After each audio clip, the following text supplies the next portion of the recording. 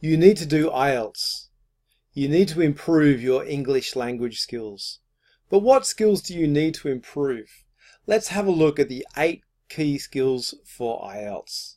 So, number 1, vocabulary. You need words. You need phrases. You need to know synonyms. You need to know adjectives, nouns, verbs. You need to know prepositions. You need to know all of these different types of words and phrases. Anytime you're reading, anytime you're listening to information, you need to try and think, what are these new words and phrases that you can pick up? Grammar. You need to be able to write good sentences. You need to be able to write with good punctuation, but you need to be able to speak with good sentences as well. So your grammar skills are super important. What about your tenses? Are you able to talk about the past, the present, the future? Can you do these things with confidence? Speaking. Can you tell stories? Are you a good storyteller? If you're a good storyteller, you should be good at using the past tense. You should be able to make the person interested in what you're talking about. How about your pronunciation? Do you have good pronunciation? Is it clear? Do people understand what you're talking about? Do you have good tone?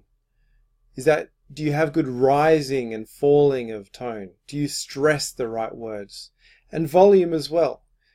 Are you a shy person? Sometimes shy people, their volume is not high enough. So you need to try and develop these skills. Writing. When you write an essay or a letter or a report, are you good at planning? Can you make a really quick plan? Can you try and brainstorm ideas to get the main ideas down? And do you know the structure? How are you going to write your introduction? How are you going to write your body paragraphs and your conclusion? The paragraphs are so important for writing.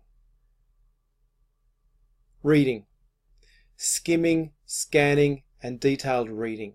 Super important. And all of that leads to speed reading. Speed reading is very important for IELTS because you need to read quickly. You need to go fast. Skimming, getting the main idea.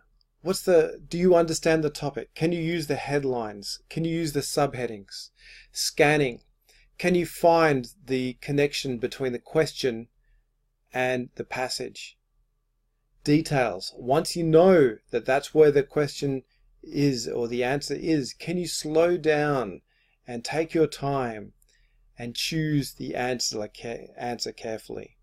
And speed reading, overall, can you just go through a passage very quickly using your skimming, scanning techniques so that you can be effective and save your time? Listening. If two people are talking, do you know what they're talking about? Do you know who these people are? Is there someone who has more information and someone who has less information? Is there a buyer? Is there a seller?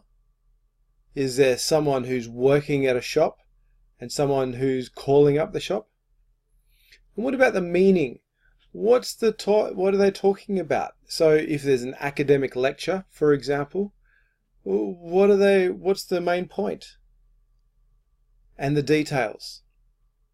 What are the phone numbers? What's the spelling of the names? What are the little parts of information that you need to write on your answer sheet? Spelling. Can you spell correctly? You need to be able to spell, particularly for your writing skill, for your writing section, but also for your listening, because you'll be listening to information. And can you hear those key words and write the spelling correctly? You need to know some of the rules. There's rules in English. There's also exceptions. And these are the ones that break the rules, unfortunately. So can you write with accuracy? And can you do it consistently? Finally, critical thinking. Your ideas. Do you have ideas? Are you able to look at some information and think about it and analyze it and then start brainstorming? Are you able to create new information? So you might be able to get a 5 or a 6 on IELTS, but if you need a 7 or an 8 or a 9, then critical thinking is what you need. You need to be able to take your language to the next level. You need to be able to not just use language for communication, but you need to be able to use language for analysis and creativity. So there you have it, the 8 key skills for IELTS. Of course, they take practice. Of course, that they're not easy, particularly in another language. So if English is your second language, it is tricky, there's no doubt.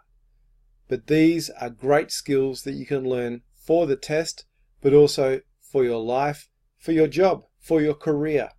If you can do these things well, it can open up all sorts of possibilities for you into the future.